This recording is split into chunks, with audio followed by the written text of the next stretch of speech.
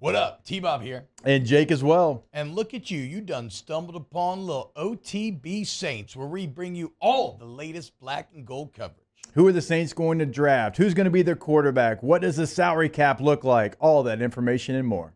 Hope you enjoy it. Like, subscribe. Right now, I want to talk a little New Orleans Saints, okay? Now, granted, you may have seen some negative stories about the New Orleans Saints, such as the fact that they actually have the least amount of bets of any team in the NFL to win the Super Bowl. The least amount. You mean to tell me more people bet on the Arizona Cardinals than the New Orleans Saints? Yeah. Gotcha. More people bet on the Panthers than the New Orleans Saints. Yeah. I mean, I think what it shows you more than anything, first off, because of that, they don't have the worst odds, but their odds are a bit deflated. So, like, if you really wanted to, I mean, it's probably a losing bet because, of course, it is, right? It's only one team wins. But if you really wanted to, like, technically, you are going to get some good juice on it in terms of potential. But I think it does speak to how kind of deeply unexciting the Saints are in many ways right now with Dennis Allen and Derek Carr. I mean, they just don't really garner – they don't really – cause any stirring in your loins, right? Like, at least the Panthers have a young quarterback and young players, and the Cardinals have a new coach and young players themselves. But yes, the least amount of bets placed to win the Super Bowl are your New Orleans Saints. So in keeping with that unexciting theme, let's talk offensive line. But I'm going to offer you a bit of sunshine here because the clouds are starting to part. And I'm starting to see potential. Now, doesn't mean it's going to work out. I'm saying potential. Doesn't mean it's to be great. But I'm seeing a little bit of a frisky future for this Saints O-line. And it starts with Nick Saldiveri. So, one of the latest developments from Saints OTAs is that Nick Saldiveri, who, of course, you traded up to get in the 4th round last year, he was a right tackle at Old Dominion. So one of those small school players, a lot of physical potential. And you know how the Saints are. They trade up to go get a guy because he is their guy and they believe he can play. He's going into year number 2. That is when you'll see good players take a really big jump. Now, I'm going to give Trevor Penning a bit of a pass here because he was hurt all of year number 1. So in many ways, a lot of his year 1 was kind of, not allowed to develop like he maybe should have. But whatever, Nick Saldiveri, year 2, he shows it up at OTAs. He's lost weight, slimmed down, muscled up, looks great. First week of OTAs, him and, Shane Lemieux, splitting reps at left guard. Second week of OTAs, Saldiveri taking all the first reps at left guard. Now let's think about this. Right now you have Talise Fuaga at left tackle, Saldiveri at left guard. You have Eric McCoy at center. You have Cesar Ruiz at right guard. And you have Trevor Penning at right tackle. That's a young group, guys.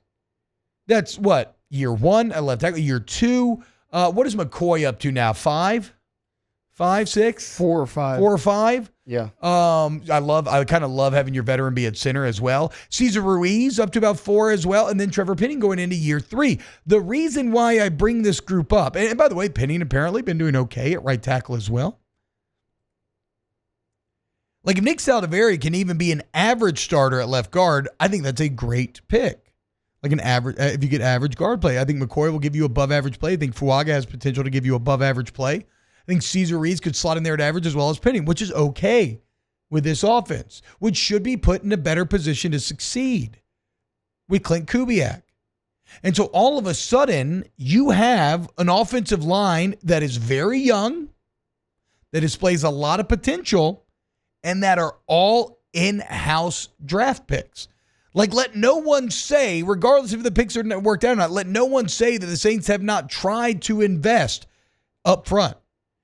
Because if those end up being your starting 5, again, yes, those are all Saints draft picks, many of which you may be traded up for, and guys that you have tried to develop over time. And where it gets exciting is, again, like everything else in this Saints offseason, if you want to spin it as a positive, the panacea is Klint Kubiak. Where it gets exciting is that because they are so young, in many ways, they are still unmolded. And now with a new offensive line coach and with a new system that Kubiak brings to bear, they can almost come up in that system.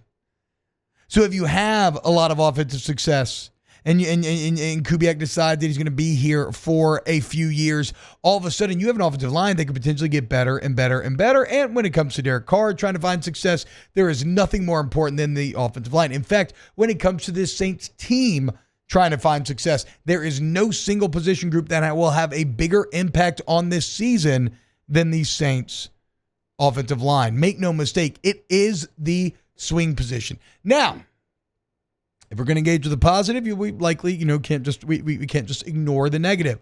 There is a flip side to this. Pinning sucks. Saldivary's thrust into action too early. He's just an Old Dominion guy at the end of the day. Cesar Ruiz continues to befuddle as he doesn't take steps forward and maybe takes another step backwards. Eric McCoy, who was once good, just cannot refine it even in this new system. And maybe even Fuaga isn't the guy that you thought he was going to be at left tackle. So make no mistake, it's a volatile position, okay? But my only point is it is a bit of a Schrodinger's cat situation where we don't know if the line is good or bad. We haven't opened that box yet. So at this point in the offseason, you can kind of decide what you want to believe. And you know what? I kind of like the cut of these guys' jibs. Young players, new system, new lease on life, new positions. Let's see if this group can come together. And if they can, all of a sudden, it could thrust you in to potentially being a playoff team. Again, last 6 games of the last season, man. You finish damn strong if you can build off of that. Maybe there's a little more juice. Maybe you should go bet the Saints to win the Super Bowl.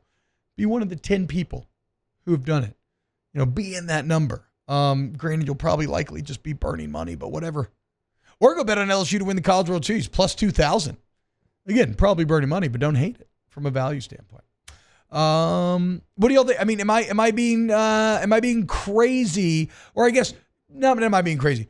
What's your reaction to really engaging with the fact that the Saints offensive line could potentially be all in-house drafted guys on their first contract?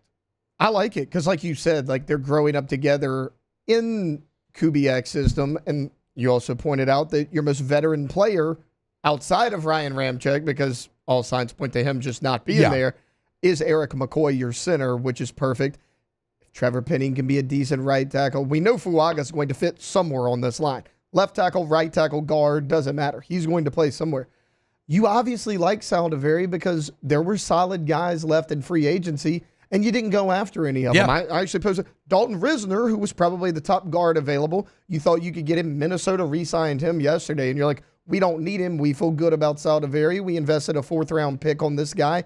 We're excited to see what he's got. Let's give him every opportunity to win this job, which is why he's taking these first-team reps. And then, look, Ruiz is going to get the start at one guard. You think it's going to be Penning and Fuaga. McCoy's a staple. This was kind of your biggest question mark, left guard was. At least for me it was, after you decided to move Penning to right tackle. If you get this shored up with Kubiak coming in a new system that should play to their strengths, I think this could actually be a solid offensive line. Also, remember, you basically let Andrus Pete walk. And again, to kind of reinforce your point about them feeling positive about Saldivari, not only do you not go after guard in free agency, but you let one walk away, one that's been here for a long time. So a true youthful revolution on that Saints offensive line.